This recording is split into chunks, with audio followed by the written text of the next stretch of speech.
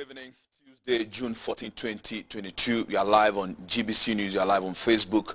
This is our business analysis program, Market Avenue. And as you know, on Tuesday, we offer our platform to SMEs, small and medium-scale enterprises who are making a mark, who are making a difference wherever they are, to tell their stories, share their experiences and challenges with you so you learn a thing or two. And so tonight we'll speak to the Chief Executive of Sassy Spices. Sassy Spices belongs to Madame Sandra Osei. She's moved from the catering business, done some forward integration, and is now into the production of local spices. We'll speak to her briefly. Before we do that, let's get our biz language for tonight, and then we'll come back and get updates from the Ghana Stock Exchange.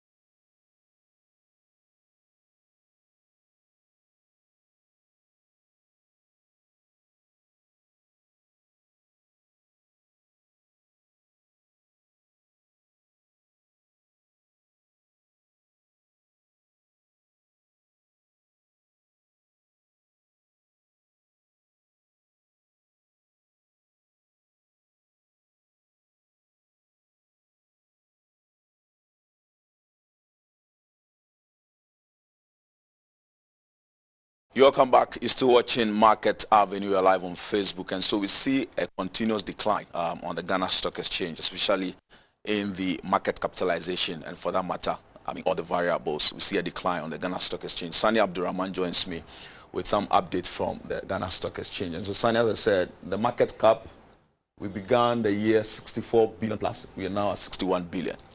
More than 2 billion lost since the start of the year as a result of the turbulence that we are seeing in the financial markets across the world, and also the domestic challenges that we have in the economy. The market, as at the end of the session, was flat as a result of no price mover recorded as at the end of the session. Let me quickly give you a snapshot of the market indices. It traded 32,161,000 as at the end of the session, and that is a huge decline from what we recorded yesterday. 744,000, even though there were three price movers on the market yesterday. The market's indices were still down. From what we saw today, translated into a value of 104,000 Ghana cedis, which is also quite low compared to what we witnessed yesterday. The composite index has remained unchanged because there was no price mover, and of course the market cap also has remained unchanged. In terms of the returns for those that have invested on the market since the start of the year, aside those in the financial stocks category, they have lost negative 8.82%, and that's quite huge since the start of the year. We are approaching mid-year, and it seemed not to be in the positive session for them. In terms of those who have invested in the financial stocks also, at a point in time their returns were around 4%, and it has declined to 0.92%, indicating that continuously their gains are coming down. That's quite worrying for those in that equity. There were not much activity on the market today, and that has resulted in the market being flat. The financial stock index has held the market for a while now, but we see it losing its gains, and so that's spelling some kind of doom for the entire market. Yes, if this continues. Yes, and especially because the financial stocks also are not carrying weight compared to the technology stocks, for example, MTN sure. and some other stocks, and the mining stocks, of sure. course, which are carrying much weight. So it may be recording positives, but that would not kind of keep the market in the positive zone for investors on the market. So if you want to know the stocks that made move today, MTN, of course, which has been the carrier of the Accra Bears since the start of the year. Traded some 2,802 shares. I mean, in terms of value, in terms of volume of shares, 3,165, 16,437 in GCB, and that resulted in 82,185 Ghana cedis. So those were the two equities that led the activity on the market, largely driven by GCB, which accounted in terms of volume of shares, in terms of value of shares. So, right. Maurice, if you ask me what transpired on the market, that's all that happened. So before we started the show, somebody asked me, around this time, where do I invest? On the stock market, where do I invest? If you look at the equities, a lot of them are still trading below their book value, which is an indication that you're going to get them quite cheaper. But if you are expecting returns in the immediate term, then we're looking at the technology stock, of course, MTN, which has recorded some losses but is doing well, and also some few stocks within the financial industry that are also recording some returns. But a lot of players on the market are having challenges, and that is reflective of the happenings within the Ghanaian economy. So I think that this is the time to invest, actually, because the stocks, are getting cheaper. But then, as you said, then you are looking at the future. Let's say the next decade, you may be reaping the benefits or the dividend of the investment that you make around this time. Also around this time, even if you look at the bonds market, the treasury bill market, the rate is even lower than inflation. Inflation is 27.6%. 91-day treasury bill will give you around 20%. That's way cheaper. So if you want to invest now, you're looking at the long-term investment and not the short-term, because if you do that, you're not really getting any investment. And the question remains, will investors be patient to invest now and reap benefits in some years to come? We seem to have investors who are only interested in short-term instruments. And that's quite a problem, and that has over the years undermined the growth of the Accra Bears, and quite a complex dynamics here we have. Right. Thank you very much. Sani Abdurrahman is on the business desk. He joined me with some analysis from the Ghana Stock Exchange. And so if you want to invest, my colleague who asked me, this is the time to invest, but it's going to take some time to make those returns. Let's go for a short break. When we come, we'll be speaking to Madame Sandra Ose. She's the Chief Executive of Sassy Spices. A short break, we are back.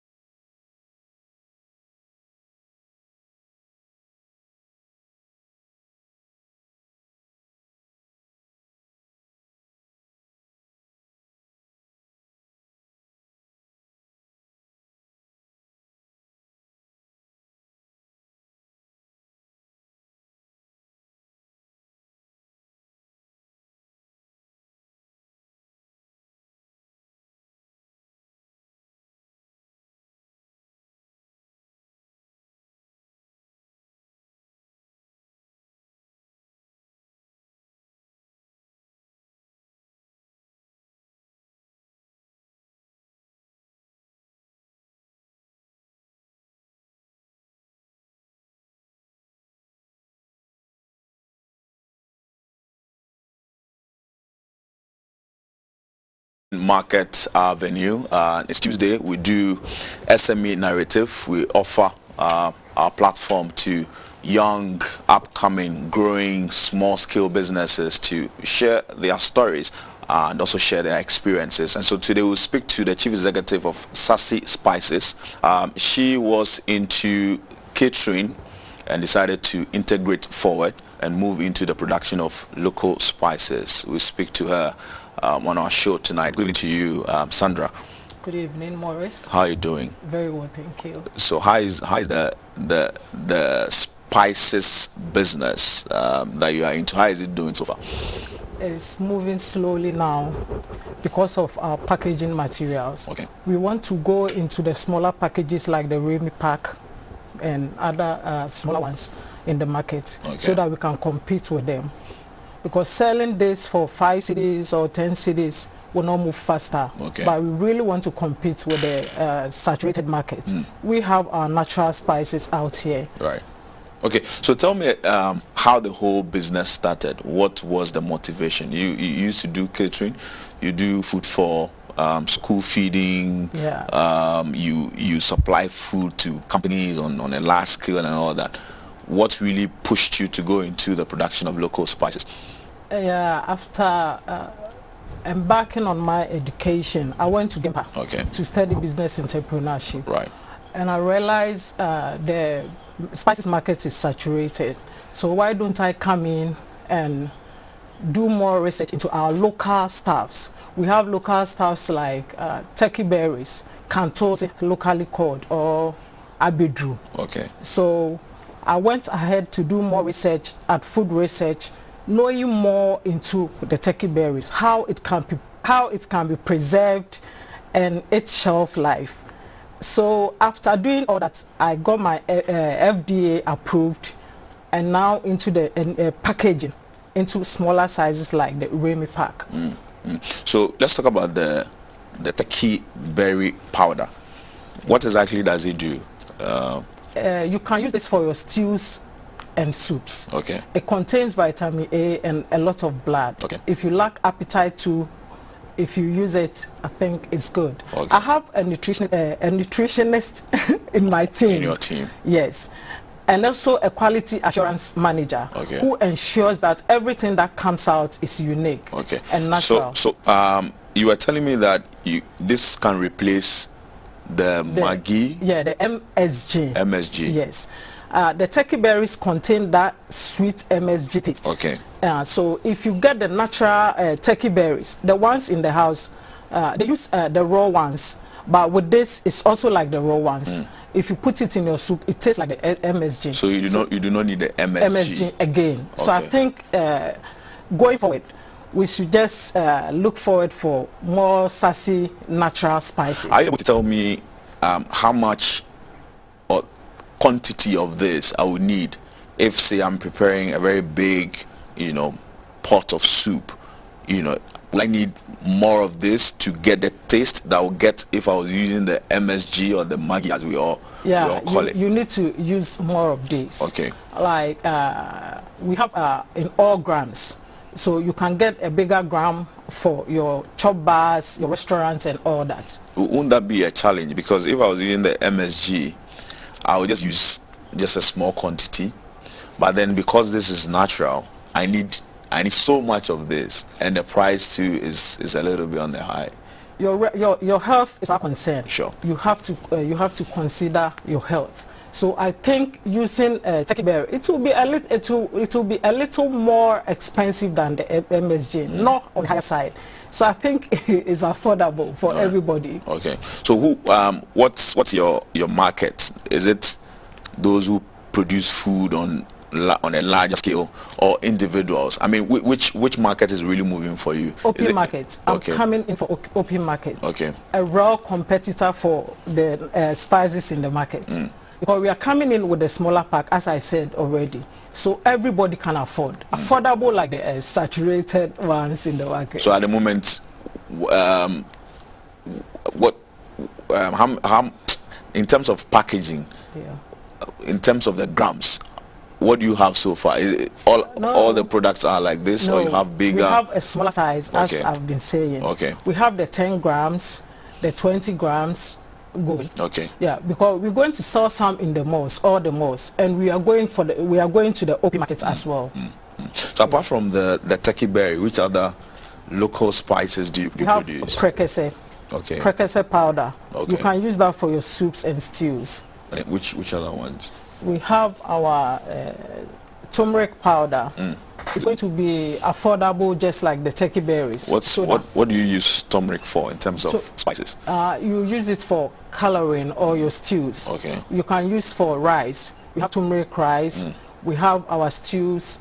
And the Indians use turmeric a lot. Right. It's good for inflammation of in the intestines. Okay, right. So where do you get the supply? Do you have reliable supply?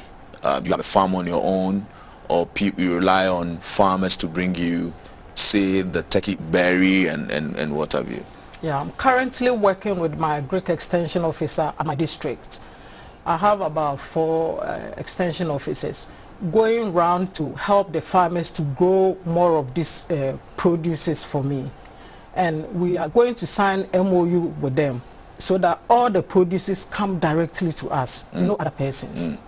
But in this kind of business where you rely on highly on suppliers, do you have intentions of having your own farm so Yes. that, I mean, Yes. you are not disappointed at any time? Yes, very soon.